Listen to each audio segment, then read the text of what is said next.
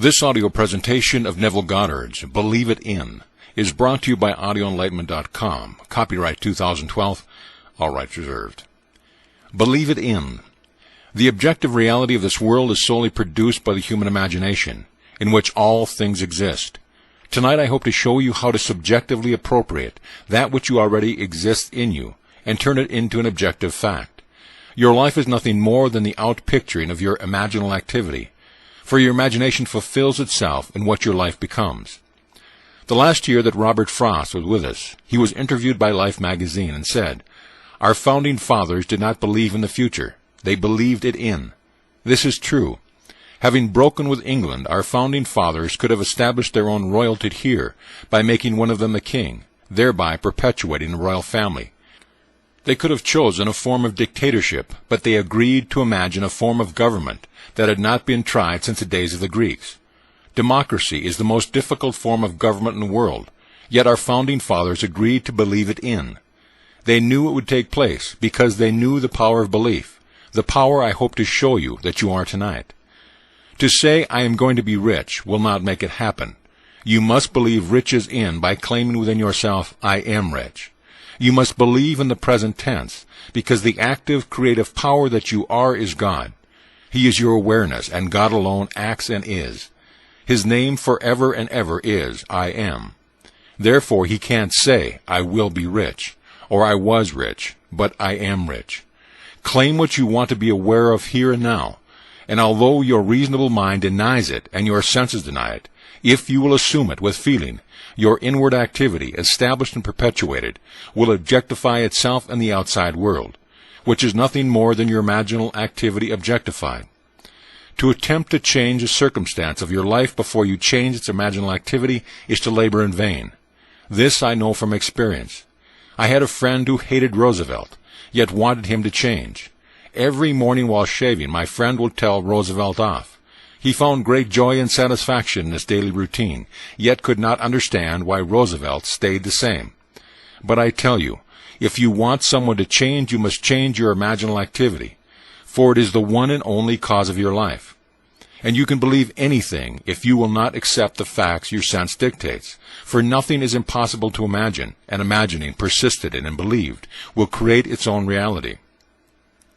Now, all things exist in God, and He exists in you, and you exist in Him. Your eternal body is the human imagination, and that is God Himself. Your imagination is an actual body in which everything is contained. When you imagine, the thing itself comes out of that divine body, Jehovah. The story of Jesus is a wonderful mystery that cannot be solved until you discover, from experience, that He is your own wonderful human imagination. We are told that God speaks to man in a dream, and unveils Himself in a vision. Now vision is a waking dream like this room, while a dream occurs while you are not fully awake. A few years ago, this vision was mine. I was taken in spirit into one of the early mansions on Fifth Avenue in New York City at the turn of the century. As I entered, I saw that 3 generations were present, and I heard the eldest man telling the others of their grandfather's secret. These are his words. Grandfather used to say while standing on an empty lot, "I remember when this was an empty lot." Then he would paint a word picture of what he wanted to build there.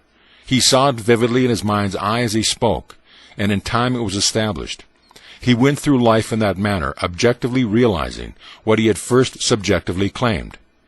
I tell you, everything in your outer world was first subjectively appropriated. I don't care what it is.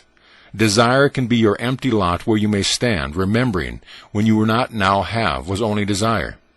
If I now say, "I remember when I lectured at the Women's Club in Los Angeles," I am implying I am no longer there, and am where I want to be. Remembering when you were poor, I have taken you out of the poverty and placed you in comfort.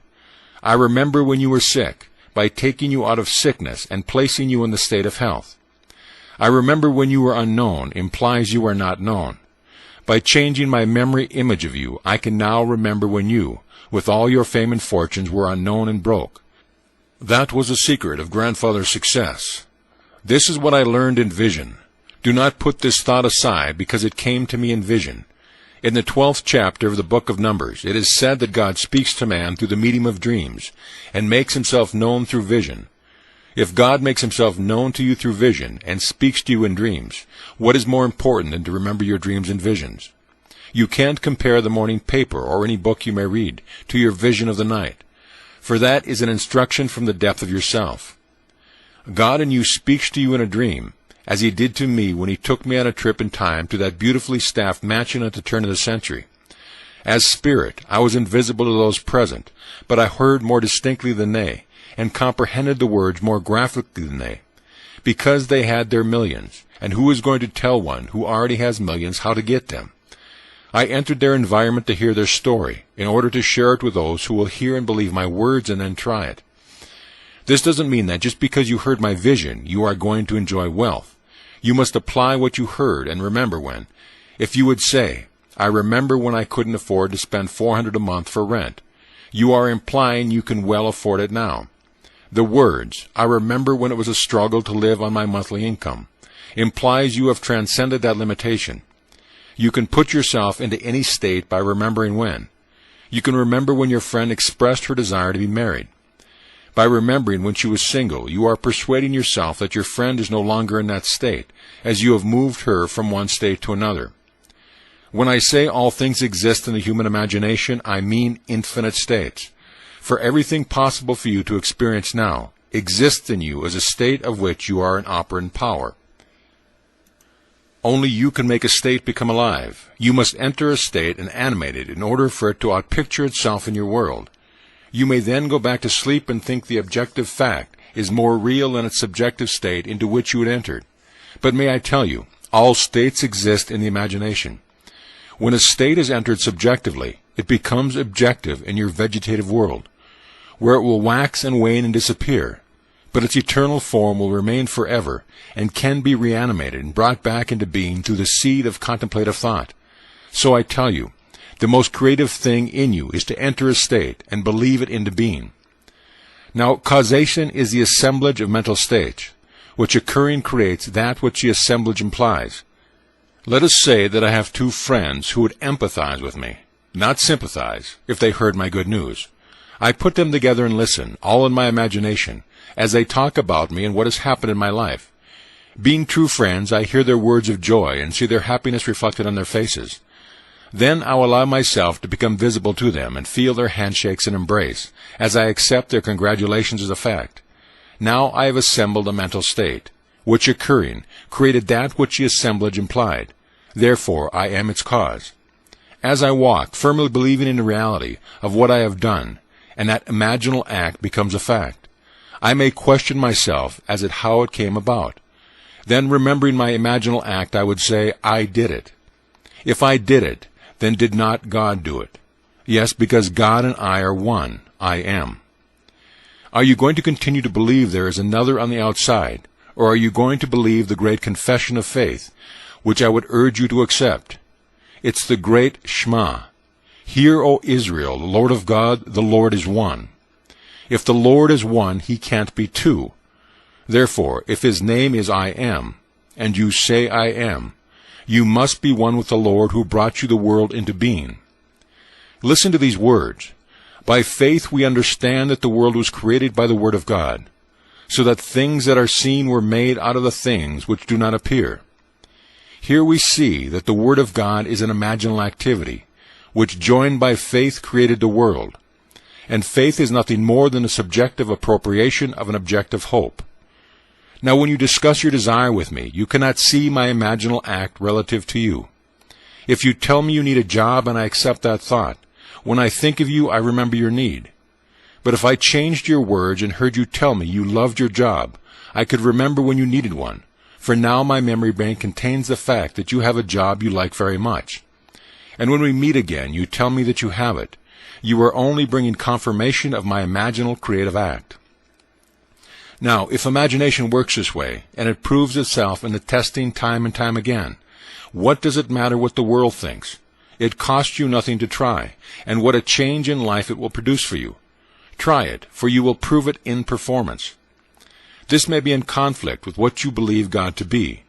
Maybe you still want him to be someone on the outside, so that there are two of you and not one. That's all right if you do, but I tell you, God became you, that there would not be you and God. He became you, that you may become God. If God became you, his name must be in you, and it is. For I ask you anything, you must first be aware of the question before you can respond, and your awareness is God. You may not be aware of who you are, where you are, or what you are, but you do know that you are. Aware of what your senses and reasons dictate, you may believe that you are limited, unwanted, ignored, and mistreated, and your world conforms your belief in your imaginal activity. And if you do not know that your awareness is causing this mistreatment, you will blame everyone but yourself. Yet I tell you the only cause of the phenomena of life is an imaginal activity. There is no other cause. If you believe in the horrors of the world as they are given to you in the paper and on television, your belief causes the horrors to continue. Believing the news of a shortage, you will buy what you do not need, blindly accepting the pressure to perpetuate an imaginal activity that keeps you frightened. All through Scriptures you are told to let not your heart be troubled, be not afraid and fear not. If fear could be eliminated, there would be no need for psychologists or psychiatrists. It's a bunch of nonsense anyway. Every day this branch of medicine changes their concepts, and they are always in conflict as to what a man's attitude towards life is. I say to everyone, the whole vast world is now in your human imagination, and you can bring any desire out of it by believing it into being. First you must know what you want, then create an image that fulfills it. Would your friends know and talk about it? Imagine they are with you now, discussing your fulfilled desires. You could be at a cocktail or dinner party that is being given in your honor. Or maybe it is a great get-together over tea. Create a scene in your mind's eye and believe its reality in. That invisible state will produce the objective state you desire. For all objective reality is solely produced by imagination. The clothes you are now wearing were first imagined. The chair in which you are seated. The room that surrounds you. There isn't a thing here that wasn't first imagined. So you can see that imagining creates reality. If you don't believe it, you are lost in a world of confusion. There is no fiction. What is fiction today will be a fact tomorrow. A book written as a fictional story today comes out of the imagination of the one who wrote it, and it will become a fact in tomorrow. If you have a good memory or a good research system, you could find today's facts. Not every fact is recorded, because not every thought is written, yet every person imagines. A man feeling wrongfully imprisoned and desiring to get even will disturb the world, because all things by a law divine in one another's being mingle. You can't stop the force that comes from one who is imagining, because behind the mask he wears, you and he are one. Start now to become aware of what you are thinking, for as you think you imagine. Only then can you steer a true course to your definite end. If you lose sight of the end, however, you can and will be moved by seeming others. But if you keep your mind centered in the awareness of dwelling in your destination, you cannot fail. The end of your journey is where your journey begins. When you tell me what you want, do not try to tell me the means necessary to get it, because neither you nor I know them. Just tell me what you want, and I may hear you tell me that you have it. If you try to tell me how your desire is going to be fulfilled, I must first rub the thought out before I can replace it with what you want to be. Man insists on talking about his problems. He seems to enjoy recounting them and cannot believe that all he needs to do is state his desires clearly. If you believe that imagination creates reality, you will never allow yourself to dwell on your problems. For you will realize that as you do, you perpetuate them all the more. So I tell you, the greatest thing you can do is to believe a thing into existence, just as our founding fathers did. They had no current example of democracy. It existed in Greece centuries ago, but failed because the Greeks changed their imaginal activity. We could do that too. Don't think for 1 second we have to continue as a democracy. We could be under dictatorship within 24 hours, for everything is possible. If you like democracy, you must be constantly watchful to keep its concept alive within you. It is the most difficult form of government. A man can voice an opinion and stage a protest here, but in other forms of government he cannot. If you want to enjoy the freedom of a democracy, you must keep it alive by being aware of it. Now, if you keep this law, you don't have to broadcast what you want. You simply assume that you have it. For although your reasonable mind and outer senses deny it, if you persist in your assumption, your desire will become your reality. There is no limit to your power of belief, and all things are possible to him who believes. Just imagine what an enormous power that is. You don't have to be nice, good, or wise, for anything is possible to you when you believe that what you are imagining is true. That is the way to success. I believe any man who has been successful in life's venture has lived as though he were successful. Living in that state, he can name those who aided him in achieving his success, and he may deny that he was always aware of success, but his awareness compelled the aid he received. To believe your desire into being is to exercise the wonderful creative power that you are. We are told in the very first psalm, "Blessed is the man who delights in the law of the Lord.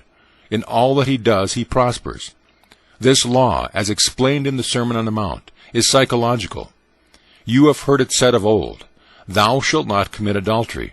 But I say unto you, anyone who lusts after a woman has already committed the act of adultery with her in his heart. Here we discover that it is not enough to restrain the impulse on the outside. Adultery is committed the moment the desire is thought. Knowing what you want, gear yourself towards it, for the act was committed in the wanting. Faith must now be added, for without faith it is impossible to please God. Can you imagine a state and feel that your imaginal act is now a fact? It costs you nothing to imagine. In fact, you are imagining every moment in time, but not consciously. But may I tell you, if you use your creative power by imagining a desire is already fulfilled, when you get it, the circumstances will seem so natural that it will be easy to deny your imagination had anything to do with it. And you could easily believe that it would have happened anyway. But if you do, you will have returned to sleep once again.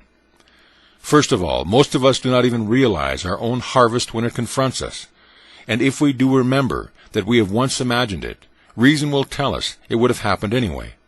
Reason will remind you that you met a man, seemingly by accident, at a cocktail party, who was interested in making money. When he heard your idea, he sent you to see his friend, and look what happened. So really, it would have happened anyway. Then, of course, it is easy to ignore the law. But blessed is the man who delights in the law of the Lord. In all that he does, he prospers. Don't forget the law while you are living in the world of Caesar, and apply it wisely. But remember, you are not justified by its use. Justification comes through faith. You must have faith in the incredible story that God promised to bring himself out of you as you. This is God's promise to all, and all are asked to believe it. It is not what you are, but what you trust God to do that saves you.